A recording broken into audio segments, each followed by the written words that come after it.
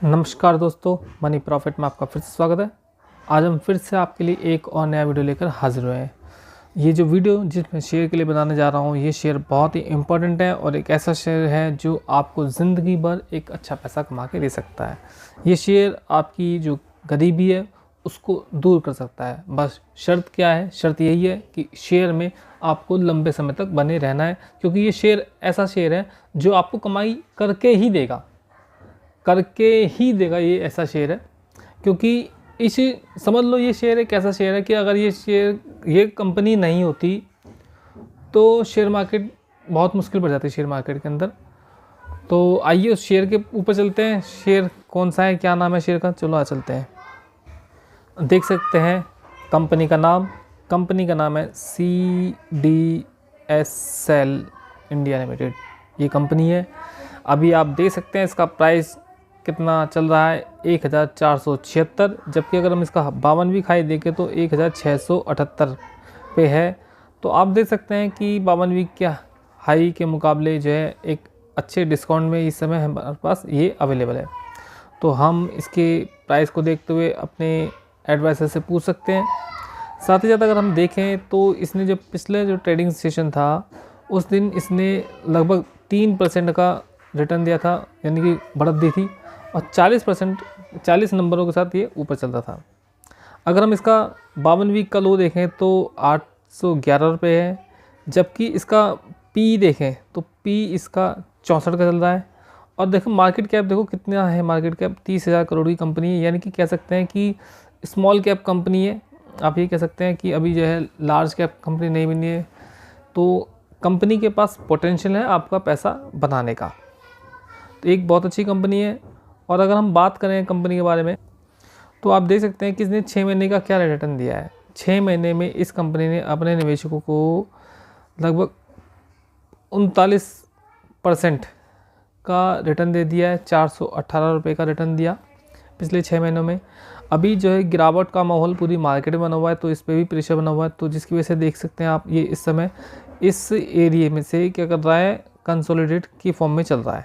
आप देख सकते हैं वापस नीचे जाता है, ऊपर उठता है, नीचे जाता है, ऊपर जाता है, नीचे जाता है वापस, फिर ऊपर जाता है, फिर नीचे जाता है। तो इस समय क्या कर रहा है, ये कंसोलिडेशन की फॉर्म में चल रहा है।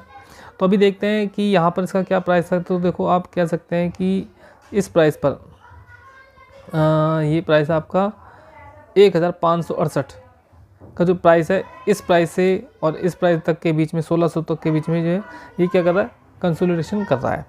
तो देखो कंसोलिडेशन का टाइम एक ऐसा टाइम होता है कि जब शेयर अपनी चाल को बदलने के लिए तैयार हो रहा होता है, तो आगे हो सकता है कि शेयर बहुत अच्छी छलांग मारे, जिसकी वजह से शेयर को आपको ग्रिप करना मुश्किल हो सकता है।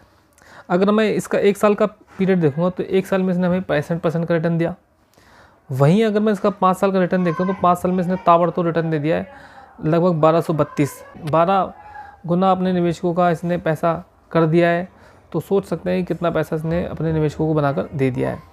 और अगर हम बात देखें इसका ग्राफ, तो ग्राफ नीचे से ऊपर की तरफ ही जा रहा है। तो जब शेयर का ग्राफ नीचे से ऊपर की तरफ जाता है तो वो शेयर एक अच्छा शेयर माना जाता है, क्योंकि शेयर अगर डायरेक्ट ही ऊपर जाता जाएगा तो इससे समस्या हो सकती है।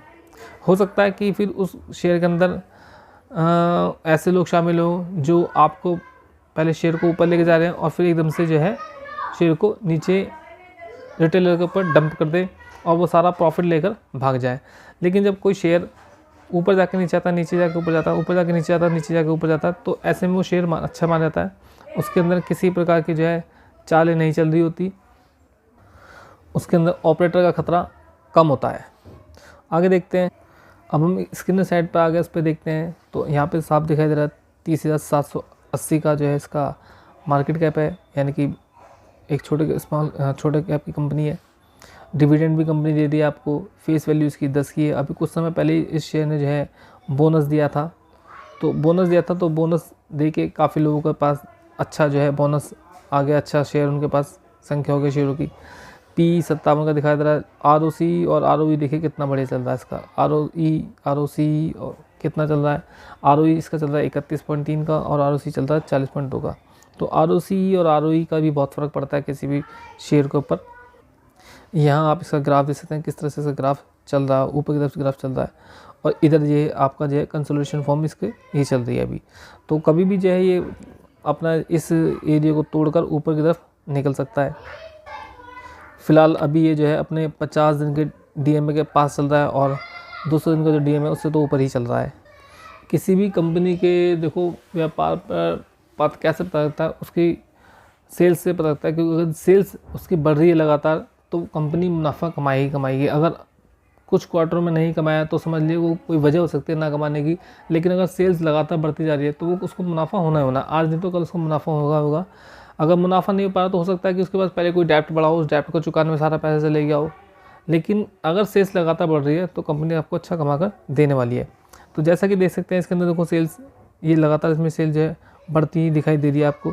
तो सेल्स बढ़ रही है तो इसका मतलब जो है कंपनी जो है बहुत अच्छा कर रही है और आने वाले समय में भी आपको अच्छा रिटर्न देगी।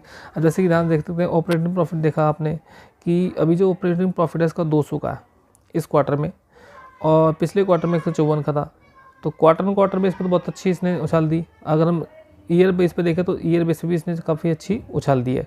वहीं अगर हम इसका देखें सेल्स देखें तो सेल्स भी देखो 322 करोड़ की, और पिछले क्वार्टर में ये 257 करोड़ की थी। तो क्वार्टर बेस पे तो बहुत अच्छी है, और अगर हम सालाना स्पेस पे जाएँ तो सालाना दर पे भी जो है काफ़ी अच्छी दिखाई दे रही है।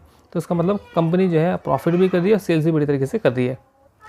अब आप इसका वो देख सकते हैं कि नेट प्रॉफिट क्या चल रहा है, तो नेट प्रॉफिट 162 करोड़ का, जबकि पिछले क्वार्टर में 134 करोड़ का। तो आप देखते हैं कि क्वार्टर बेस पे बहुत अच्छा है। वहीं अब अगर हम इसका जो है ईयर बेस पे देखें तो ईयर बेस पे भी जो है काफ़ी बढ़िया है। आप देख सकते हैं 109 करोड़ का जो है 2023 में था सितंबर क्वार्टर में, और अभी देखें तो 162 करोड़ का। तो ईयर ऑन ईयर बेस पे भी बहुत अच्छा। अभी जो इसका जो EPS है अर्निंग पर शेयर देखें तो 7.75 का चल रहा है, जबकि पिछले क्वार्टर में 6.42 था, यानी कि EPS में भी बढ़ोतरी हुई है। और देखो स्टॉक प्राइस CAGR देखो किस दर से बढ़ रहा है, 66 पिछले 3 सालों से 25 की दर से बढ़ रहा था, जबकि 5 सालों में 67 की दर से बढ़ा है, और 1 साल में 66% की दर से ये बढ़ा है CAGR दर से वो भी।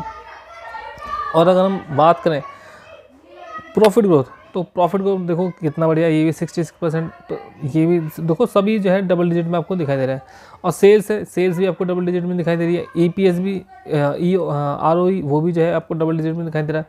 हर चीज़ आपको डबल डिजिट में दिखाई दे रही है, तो आप सोच सकते हैं कि शेयर कितना अच्छा होगा। बाकी हम बिग प्लेयर की बात करें तो बिग प्लेयर देखो आपको देख सकते हैं कि FII 13.77 और जो DIE है ये भी 21.57% से इसमें शामिल रखे हैं।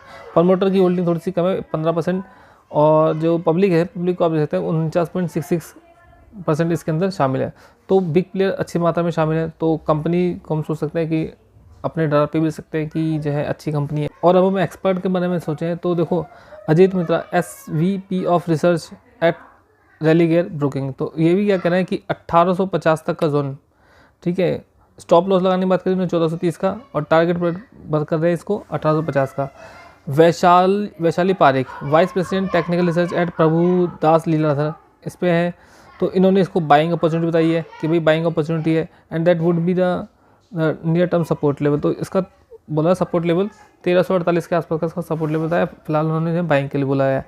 अब AR रामचंद्रन क्या कह रहे हैं, an independent SEBI registered analyst, तो इन्होंने क्या कहा है स्ट्रॉन्ग रेजिस्टेंस बताया। देखो says the CDSL stock price is bearish on daily chart with strong resistance दे रखा उन्होंने 1615 का, ठीक है, और सपोर्ट लेवल दे रखा उन्होंने 1461 का, और इन्होंने बोला कि ये शायद हो सकता है कि 1345 तक ये आ सकता है।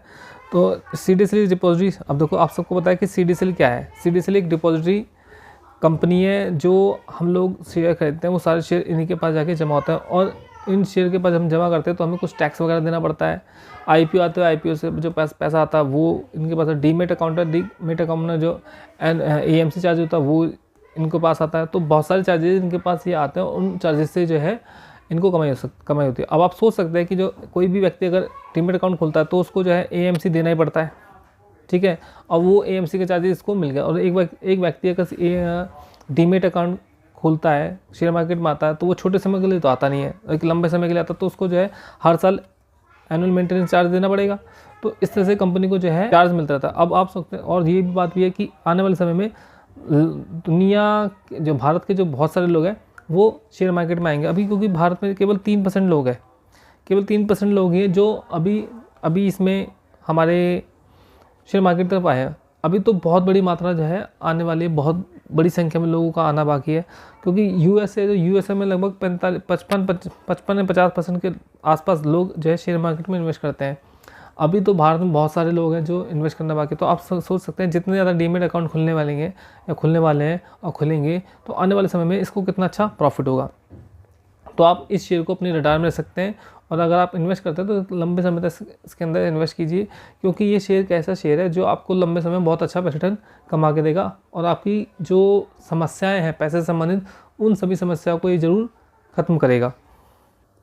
आशा करता हूँ आपको वीडियो पसंद आएगा। प्लीज़ चैनल को सब्सक्राइब कीजिए, चैनल को लाइक कीजिए और कमेंट कीजिए कि आपके पास ये शेयर आपकी पोर्टफोलियो में है या नहीं, और प्लीज़ चैनल को जरूर सब्सक्राइब कीजिए। मैं आपसे एक बात और कहना चाहता हूँ, मैं सेबी से रजिस्टर्ड नहीं हूँ। ये वीडियो केवल मैंने एजुकेशनल पर्पज़ से बनाया है।